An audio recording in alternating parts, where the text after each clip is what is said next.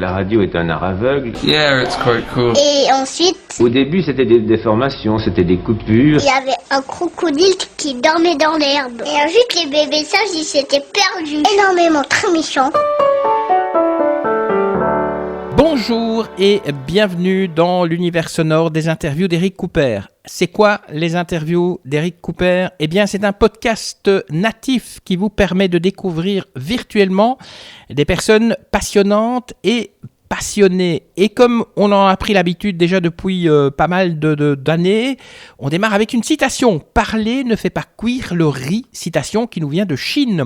Avant d'aller plus loin dans ce podcast, allez, roulement de tambour.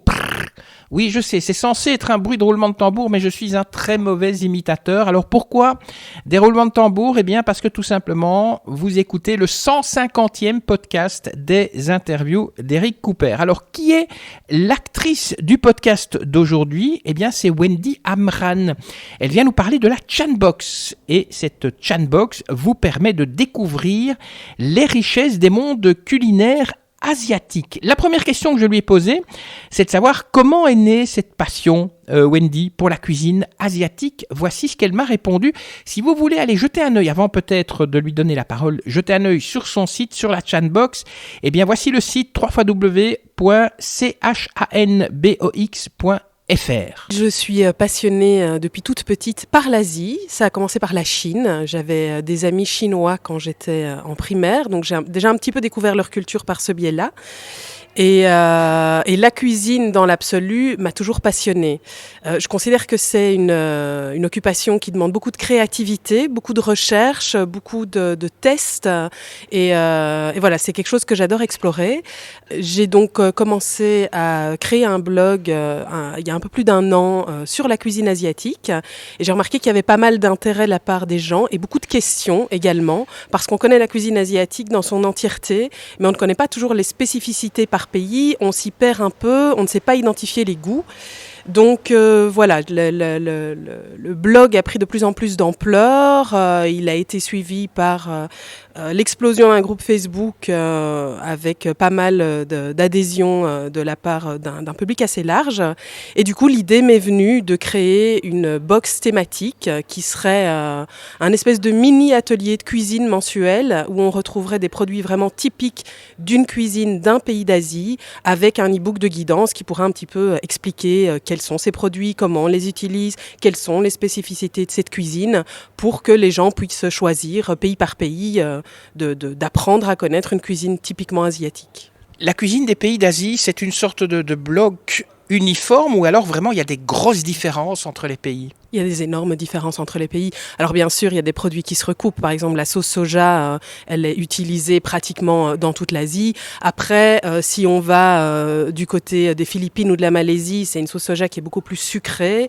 Si on va du côté de la Chine, il y a une sauce soja qu'on appelle la sauce soja foncée qui sert à un type de préparation, la sauce soja claire qui sert à un autre type de préparation. En Corée, elle est encore différente parce que le processus de maturation du soja est différent de celui de la Chine et du Japon. Donc, il y a des produits qui se recoupent avec des petites spécificités locales. Mais à côté de ça, quand on traverse toute l'Asie, qui est quand même un continent absolument énorme, il faut le rappeler, non, bien sûr, il y a des spécificités vraiment propres à chaque pays. Et pour les Européens que nous sommes, est-ce que c'est facile ou pas d'ouvrir son horizon gustatif justement à la cuisine asiatique ? Alors ça, évidemment, tout dépend de la curiosité et de l'ouverture d'esprit. Il y a des ingrédients qui sont vraiment très intéressants nutritionnellement parlant à intégrer dans notre alimentation. Par exemple, les algues qui commencent à arriver en Europe mais plutôt via la spiruline ou des choses comme ça, plutôt en termes de compléments alimentaires, mais pas vraiment en termes d'ingrédients culinaires. Et c'est vrai qu'en Asie, par exemple au Japon et en Corée, les algues sont énormément utilisées. Ce sont des produits qui peuvent faire peur de prime abord parce qu'on ne les connaît pas, mais en fait, ils sont hyper faciles à utiliser et à intégrer dans plein de recettes différentes. Donc voilà, il faut avoir une ouverture d'esprit pour faire le premier pas. Je pense qu'après, à partir du moment où on arrive un petit peu à les apprivoiser et à maîtriser le goût, non, c'est pas compliqué du tout d'intégrer ces aliments à son son quotidien.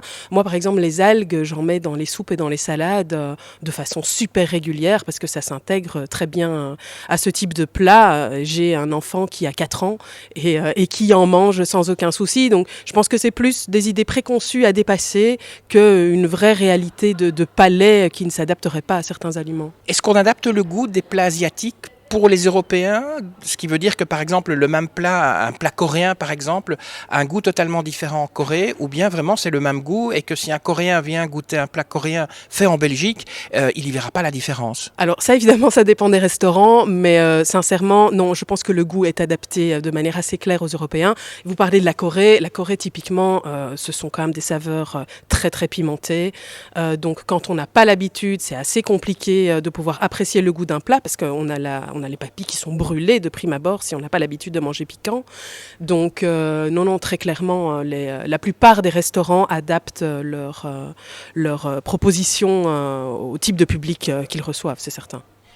Et quel est le plat asiatique que pour nous Européens on ne pourrait pas manger parce que franchement on ne pourrait même pas s'adapter au goût? De nouveau ça dépend un peu de chacun, mais il y a des spécialités par exemple de tripes ou alors le tofu puant en Chine qui est quand même quelque chose d'extrêmement puissant qui peuvent rebuter tout simplement parce que ce sont soit des morceaux de viande dont on n'a pas l'habitude, soit des saveurs tellement prononcées ou avec un processus de fabrication qui est songeur, on va dire.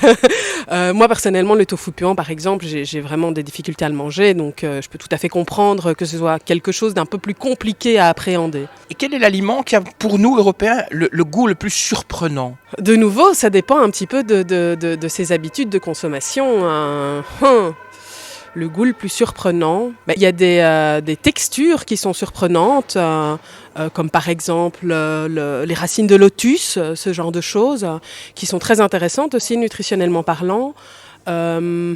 Maintenant, les types de goûts, je crois que ça c'est tellement personnel que j'aurais un petit peu du mal. Peut-être la sauce de poisson, mais en même temps c'est quelque chose qui est tellement répandu maintenant que c'est un goût très salé avec un petit arrière-goût de poisson, d'anchois, marin.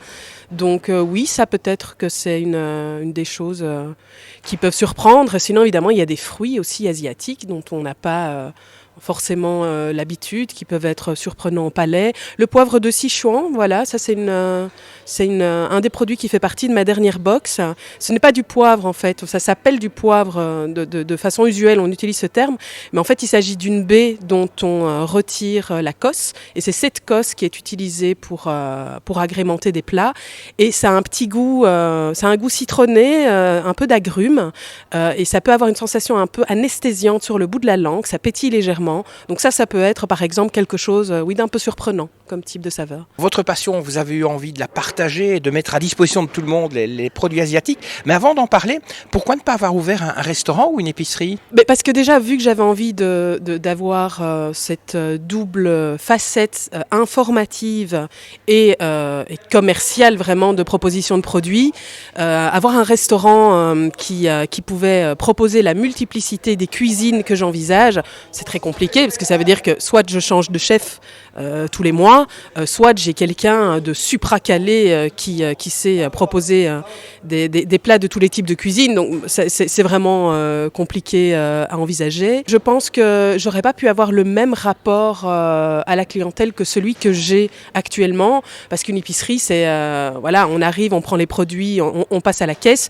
Évidemment, il y a d'autres formules qui pourraient exister, mais là, vu que j'avais commencé par le blog et un contact un peu plus étroit de discussion avec les gens qui étaient intéressés par la cuisine asiatique, ça me paraissait être un prolongement plus naturel que d'ouvrir un lieu physique. Et en plus, du coup, ça s'adresse à un public plus large, étant donné qu'à l'heure actuelle, je livre en Belgique, en France et au Luxembourg, alors que si j'avais ouvert une épicerie localement à Bruxelles, j'aurais été un peu plus ancrée dans un lieu précis. Comment est née cette Chan Box? Mais avant, pourquoi Chan? Alors Chan, à double titre, en fait, parce que Chan, c'est un titre honorifique en Chine, un peu de la même façon que San au Japon. Donc voilà, ça résonnait déjà un petit peu à l'asiatique. Et alors c'est un petit hommage à ma fille que nous appelons Chan Chan depuis qu'elle est toute petite. Donc voilà, vu que j'avais envie aussi de lui dédier le projet parce que je lui fais goûter pas mal de choses et qu'elle est très ouverte à la découverte. C'est un peu la réunion de ces deux facettes, la facette familiale et la facette asiatique. Et donc, comment est-elle née? Vous vous êtes levé un matin et vous vous êtes dit, je vais créer la Chan Box. Non, en fait, j'ai commencé à proposer des suppléments mensuels aux personnes qui suivaient mon blog. Sur différents types de cuisine et voilà, des échanges s'en sont suivis sur des questions sur les cuisines, comment trouver ces produits. Donc à force d'y répondre, je me suis dit bon, vraisemblablement il y a un manque peut-être pas d'information, mais en tout cas de connexion d'informations avec les produits. Parce que c'est vrai que quand on suit par exemple un atelier culinaire, c'est hyper intéressant, mais généralement on apprend 1 à 2 recettes. On n'a pas forcément les produits à disposition après. Donc on sait faire 1 ou 2 recettes, mais ça reste quand même un petit peu limitatif. Donc voilà, j'ai commencé à penser à ce que je pouvais proposer comme alternative à ce qui existait déjà par rapport aux questions qui m'étaient posées et aux demandes. Et la Chan Box m'a paru être la proposition la plus utile et la plus concrète parce que ça réunissait et cette information via l'e-book de guidance et les produits à utiliser dans des recettes directement suite à la livraison de la box. Voilà. Pour préparer vos recettes, il faut être un bon cuisinier. Non, je ne trouve pas. Je ne trouve pas parce que j'essaie généralement de sélectionner des recettes qui sont emblématiques de la région, mais j'ai tout à fait conscience que dans une vie occidentale comme la nôtre, avec peu de temps pour se plonger dans des informations, pour se plonger dans les produits, il faut quand même respecter un cadre de vie professionnelle et familiale où on a généralement une demi-heure pour préparer à manger. Donc c'est généralement la durée maximale des recettes que je propose, c'est 30 minutes, préparation et cuisson comprises. Justement, j'ai lu dans vos informations qu'on devait utiliser un wok pour cuisiner. C'est vraiment un élément indispensable? On ne peut pas utiliser une grande casserole? Alors une grande casserole, ça c'est peut-être un peu plus compliqué, mais c'est vrai que pour ceux qui sont déjà familiers avec certains aspects de la cuisine asiatique ou qui utilisent déjà un wok, parce que franchement c'est un instrument génial qui permet de pratiquement tout faire, je propose le wok en premier lieu évidemment. Maintenant si on a une grande poêle, oui bien sûr on peut tout à fait cuisiner les recettes dedans, il n'y a aucun souci. Et comment ça fonctionne la Chan Box? Alors, la Chan Box commence un petit peu à élargir sa proposition parce que de nouveau, je réponds aux demandes qui me sont soumises par les gens qui achètent régulièrement la Chan Box. Mais de base, la Chan Box, chaque mois, va dans un nouveau pays d'Asie pour proposer des produits typiques de ce pays et cet e-book de guidance avec recettes. On peut la commander entre le 1er et le 15 du mois. Et on la reçoit entre le 22 et la fin du mois. Alors ça, c'est le cadre de base. Il peut arriver qu'il y ait des petits excédents que je laisse en ligne pour qu'on puisse les acheter par la suite. Mais c'est vrai que comme c'est un mouvement qui est en train de se lancer, je cadre les choses entre le 1er et le 15 du mois pour être sûr que les choses puissent être faites dans les temps et que tout le monde puisse recevoir sa box d'ici la fin du mois. Et comment vous les sélectionnez les produits? Vous allez sur place ou bien vous les sélectionnez d'une autre façon? Non, en fait, je m'informe d'abord sur le type de recette qui peut cadrer avec ce que je vais proposer. Je regarde aussi où sont les jointures, parce que la Chan Box propose entre 5 et 8 produits par box. Alors, il y a des produits de dégustation réellement, où on peut appréhender le goût sans aucune cuisson, sans aucune préparation, des boissons, des snacks, des desserts, des choses comme ça.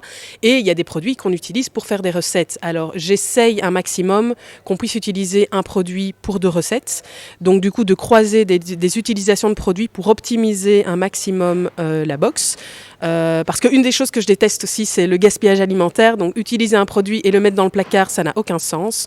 Donc, j'essaye de maximiser l'utilisation des produits. J'essaye aussi de pousser les gens à les utiliser d'une autre façon, peut-être d'une façon fusion, à partir du moment où ils ont apprivoisé le produit, sa saveur, pour pouvoir le réutiliser de différentes façons. Mais donc voilà, je les sélectionne principalement en fonction de leur praticité et de leur conjugaison dans différentes recettes.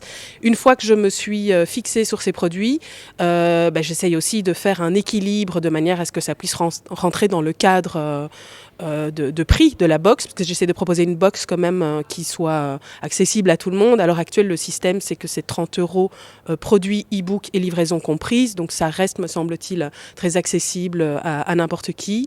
Donc voilà, c'est un peu de cette manière-là que je procède. Il faut que ce soit des produits typiques, qui soient facilement utilisables, facilement mixables. Vous les testez, les recettes? Toutes les recettes que vous donnez dans le e-book, elles ont été testées par vous? Non seulement les recettes ont été testées, mais les produits que j'envoie ont été testés à l'intérieur de ces recettes. Donc oui, tout est testé préalablement avant de proposer l'e-book. Une dernière question, quel est votre plat asiatique préféré, celui que vous pourriez manger tous les jours? Oh là là, ça c'est compliqué. C'est compliqué. Je suis super fan de la cuisine vietnamienne, parce qu'elle est très fraîche, il y a beaucoup d'herbes. Le feu est un de mes plats préférés. Maintenant, si je dois répondre de manière vraiment claire et quotidienne, je dirais que c'est le ramen, parce que c'est super facile à faire, qu'on peut y intégrer plein de différents types d'aliments. En général, je le fais en 15-20 minutes et c'est quelque chose qui peut vraiment s'adapter au goût de tout le monde. Donc je pense que le ramen a quand même la position principale sur mon podium. Le ramen, c'est quoi? Alors le ramen, c'est un bouillon. Alors c'est principalement au Japon qu'on peut en trouver, mais à la base ça provient de Chine. C'est un bouillon parfumé de différentes façons. Il y a des ramen au miso, donc la pâte de soja fermentée japonaise. Il y en a au tonkotsu, qui est un bouillon fait à partir d'os de porc. Enfin, des bouillons parfumés qui peuvent se réaliser de différentes façons.